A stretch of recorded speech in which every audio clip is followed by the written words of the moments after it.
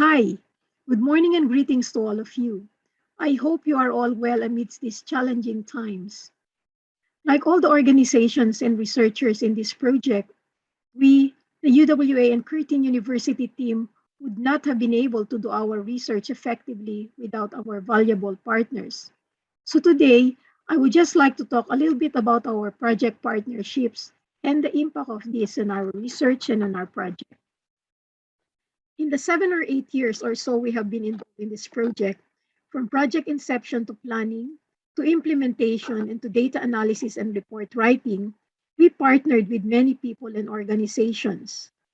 During the inception and development of the proposal, we worked closely with ACR and CMIT, and I still remember the many discussions and email exchanges I had with John Dixon, who was the ACR program manager for SRFSI at the time, and also to Patrick Wall of CMIT, and later to Mahesh Gathala during the proposal development stage for this project.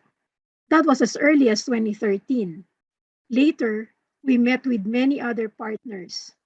We work alongside BAU, or Bihar Agricultural University, UPKV, and the West Bengal Department of Agriculture researchers in India. In Nepal, we work with the Nepal Agricultural Research Council, and in Bangladesh, we work with RDRS Bangladesh, the Bangladesh Agricultural Research Institute, or BARI, in conducting our research. Other critical partners also included the Satmil Satish Club, and the most important, of course, of partners are the farmers, the men and women farmers who share their time, their opinion, their perceptions and observations with us in regards to many aspects of this project.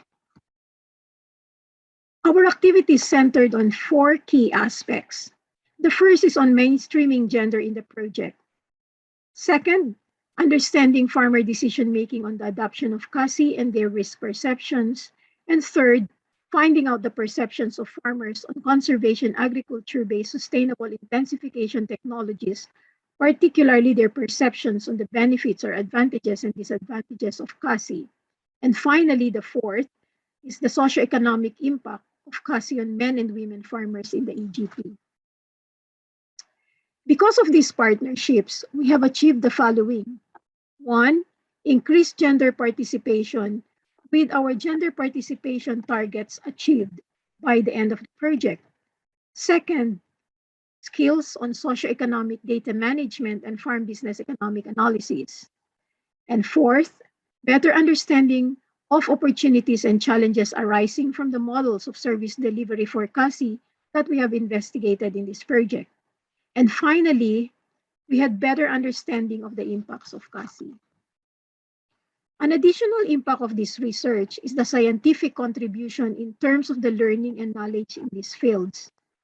The scientific outputs, for example, includes 2 book chapters that have already been published, 2 published journal articles, 1 published technical report, and several unpublished research reports, 5 conference paper presentations, 7 working papers, 1 pre-published book featuring about 50 case studies of the impacts of CASI on men and women in the EGP, and 6 pre-publication journal papers, and potentially many more. Finally, these partnerships has enabled us to develop strategies for increasing and measuring the involvement of female smallholder farmers in key project activities, thus increasing their visibility. This also increased the involvement of women in SRFSI activities. Their profile also increased, and the status in their villages, as shown in the case study stories. It has also enabled better understanding of the socioeconomic impacts of CASI technologies and the drivers of CASI adoption. And lastly, increased recognition of the need to incorporate behavioral insights theory in designing, analyzing, and reporting to better understand adoption and improve scaling, and also the take-up of CASI technologies. Thank you very much.